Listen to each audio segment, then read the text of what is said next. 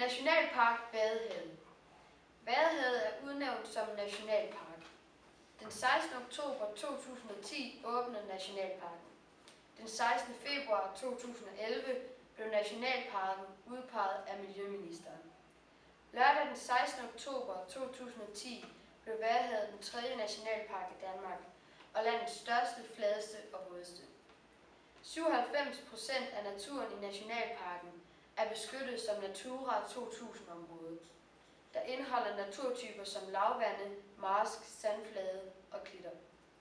Nationalparkens formål er at styrke Vadehavets natur, kulturhistorie, friluftsliv, formidling og forskning, erhvervsudvikling og internationalt samarbejde.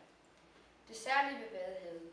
Nationalpark Vadehavet er et af verdens mest værdifulde tidevandsområder. Desuden yngler en del af den spættede sæl i Vadehavet. Vadehavets betydning som rasteplads er altafgørende for fugle, der skal yngle i forår og efterår. Derfor trækker de sig mod nord. Vadehavets længde er ca. 500 km fra Blåvandshuk til Holland og dækker omkring 900 kvadratkilometer med marsk, tidevandsflager, højsande, sandstrande og klitter. Landskabsdannelsen. Mennesker, da isen ændrede hele landskabet. For 10.000 år siden kom der store voldsomme gletsjer ind i Danmark og formede det meste af landskabet. Det er derfor, det ser sådan ud, som det gør i dag. Isen kom glidende fra nord med mange kræfter. Det vil sige, at Vestjylland ikke blev dækket af is.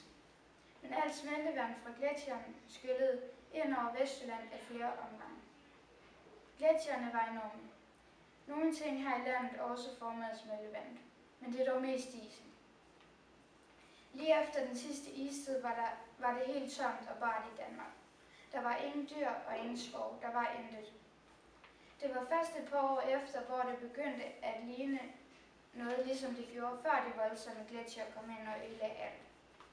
Men sådan som det ser ud før det skete, kommer det aldrig til at se ud igen, fordi isen har ændret på det hele. Der kommer nye former over det hele i landet. Vinden er også med til at forme Danmark. Det sker især ved stranden, for der er det for det meste fladt.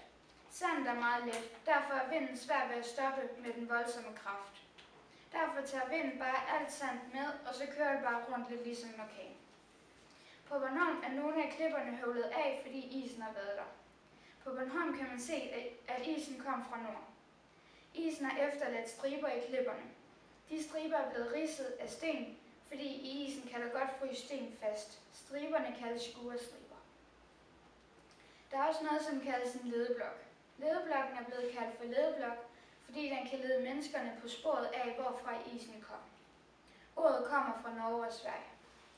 Tidevandet.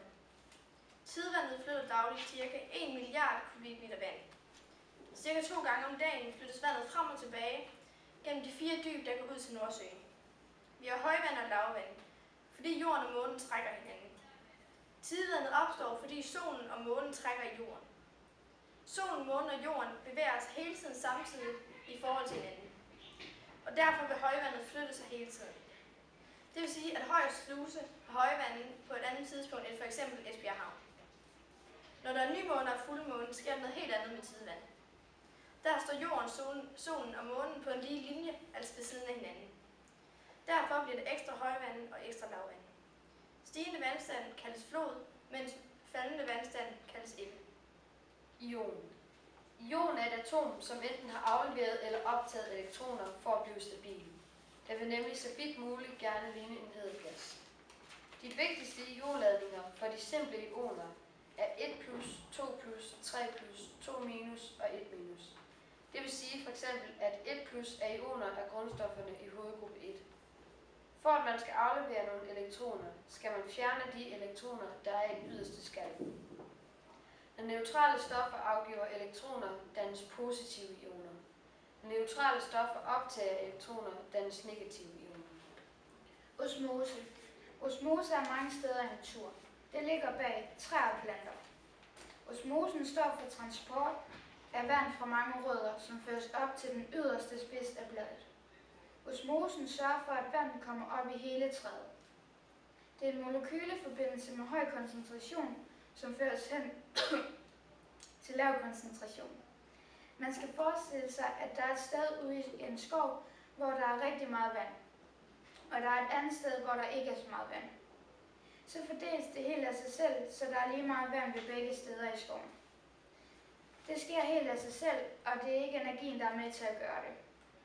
På den måde er naturen sund, og der er lige meget vand alle steder i skoven. Det kaldes en vandfordeling. Kemiske bindinger. En kemisk binding er det, der binder atomer sammen til molekyler eller salte. Det er de elektriske kræfter mellem den positive ladede atomkerne og den negative ladede elektron, der holder atomerne sammen. Molekyler dannes, når atomer og ikke-metaller bindes sammen. Kemiske bindinger dannes, når atomer deles om deres elektroner. Det er atomets yderste skal, som skal lave kemiske bindinger. Økosystem. Det hele starter med planterne, der kan vokse ved hjælp af sollys. I havets økosystem vil der hovedsageligt være tale om planteplankton. Planteplankton er mikroskopiske alger, der svæver frit i vandmasserne. Planteplankton bliver ædt af dyreplankton, der er små dyr, der svæver frit rundt i vandet. Dyreplankton kan blive ædt af nogle små fisk, som bliver ædt af nogle større fisk, og som fortsætter det.